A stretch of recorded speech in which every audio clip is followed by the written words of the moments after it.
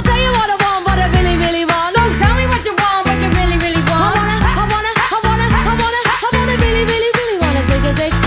If you wanna be my lover, you gotta get with my friends. Make it last forever.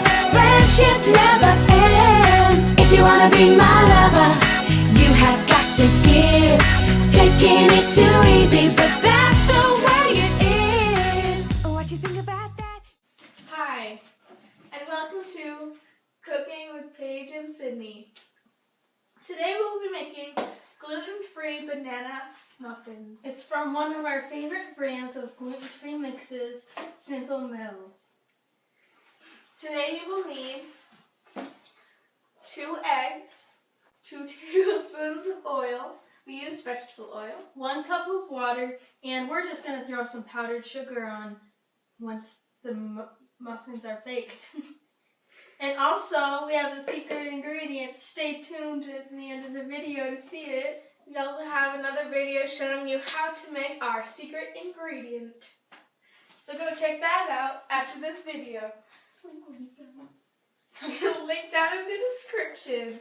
Okay, so the first step you will need to do is preheat your oven, which you can see we've already done that to 350. It'll be any time now. It's just so great. To 350 degrees. So we will just be following the instructions on the back of the box. Oh yes, and you will also need a pie tin lined with all of the muffin liners. So, make sure to have that pre-set out. Okay, so according to the box, we need to whisk eggs, water, and oil in a large bowl. I'll get the whisk. Okay, so we have our whisk. Paige, will you please do the honor of adding in the mix to our bowl? Okay, oh yes, and always make sure to wash your hand.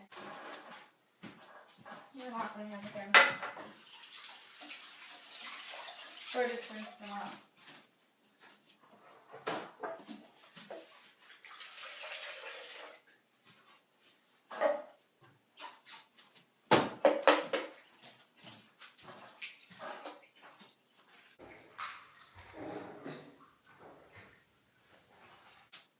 We know what we're doing. Don't doubt us at all. Karen, biscuit.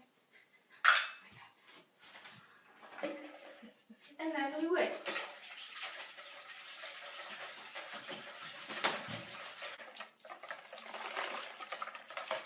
Now that we have it all whisked together, we have kind of a bubbly yellow concoction. This is what we want. This means you're doing it right. Alright, now, according to the box, it says we need to add baking mix to the wet ingredients and stir until completely combined. We can do that. I'm just going to take my handy Cooking scissors. Don't use scissors that you use to cut for fun, crafty crafts. Always use your cooking scissors. Alright, now I'm just going to dump this in here. Oh, it smells so good. It smells divine. It smells like very banana-y. Then we're just going to whisk that all together to create a nice brown batter. Oh, it smells great.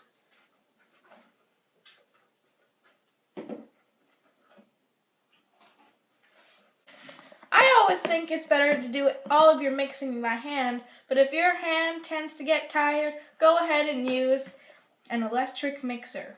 So after you've whisked the muffin batter, we will now pour it into our muffin tin that we already filled with muffins. Don't forget your cooking spray so that they don't stick. That is, if you're not using muffin liners. We have fun yellow, blue, and pink ones. Do you want pink? It's always better and easier to use a scooper so that you get an even amount in each cup. So you don't have one really small one and one really big one. We're using the large cookie scooper out of a set of 3.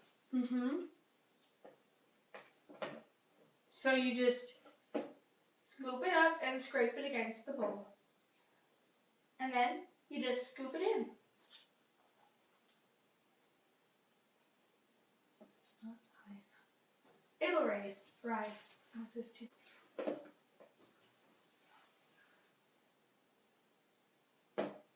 Wait for that to stop dripping and then Scoop it out next. So you just grab some. And plop it right in. There's the oven preheated and ready to go. So here we filled up our muffin tin, and it turns out we had 3 extra holes. 3 extra holes. So 3 extra muffin holes. Thanks. So we're going to share with you a special baking hack. Baking hack! When you can't fill an entire pan, fill the last 3 or however many you have up about halfway filled with water, or as much as you filled the muffins. This way, all of them will evenly bake. Alright, so according to the box, we bake it on the center rack for 25 to 30 minutes. But when you're baking something, you should always put it in for the lowest time, so you can add more rather than over bake it. That's correct. So we're going to put in our muffins.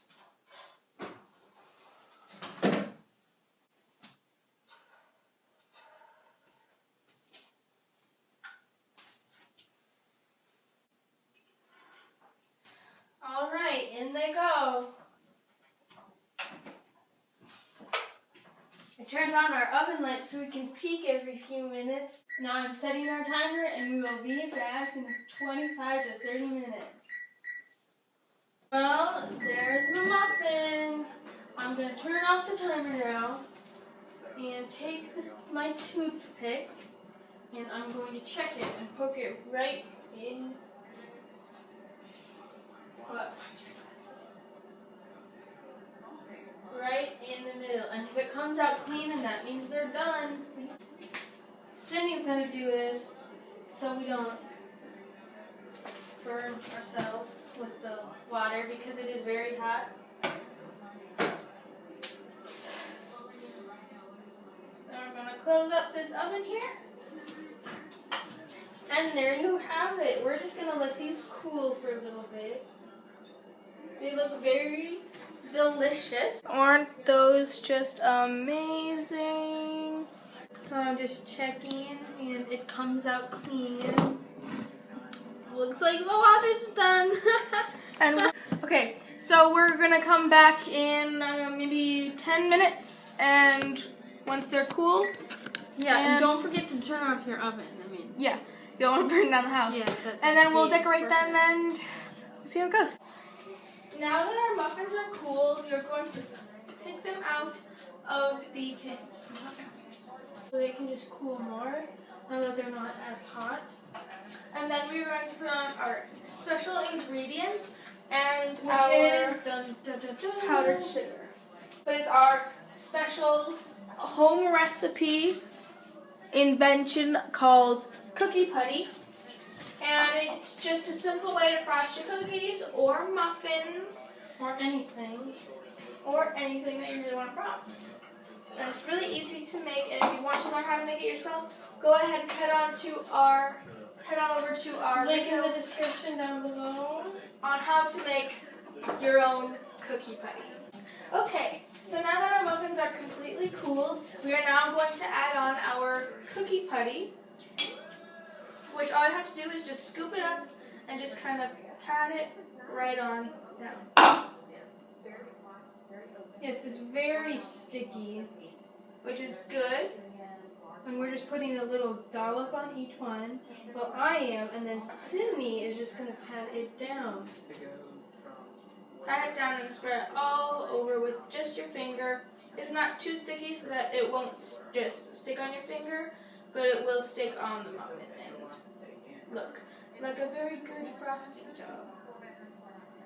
Alright, so you can see here, it goes from this to this, so you just pat it down, like what we're doing. And just, if it's not spreading as well as you want to, just kind of dab it, and then it will look a lot better. And it'll be able to spread easy. And you'll know it looks good when it looks kind of like this. Oh, and you're probably wondering why we have these on a raised drying rack and with all this paper towel under it, and that is because we are going to add in some powdered sugar. So make sure you wash off your hands so you don't ruin the rest of the powdered sugar. So again, if you'd like to see the recipe for our secret ingredient, click right here or go to the link in the description box below. So I'm just lightly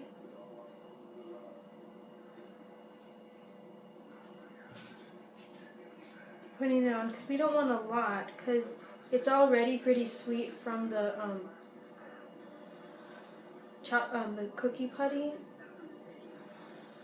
and I don't want to overdo it, and I just want it on the putty. But if you do really like sugar and you're a really big sweet tooth, you can go ahead and just throw it on. Yes, like this. Yeah. Looks good no matter what, really. So there you have it, our delicious cookie putty muffins. And now we would test taste one.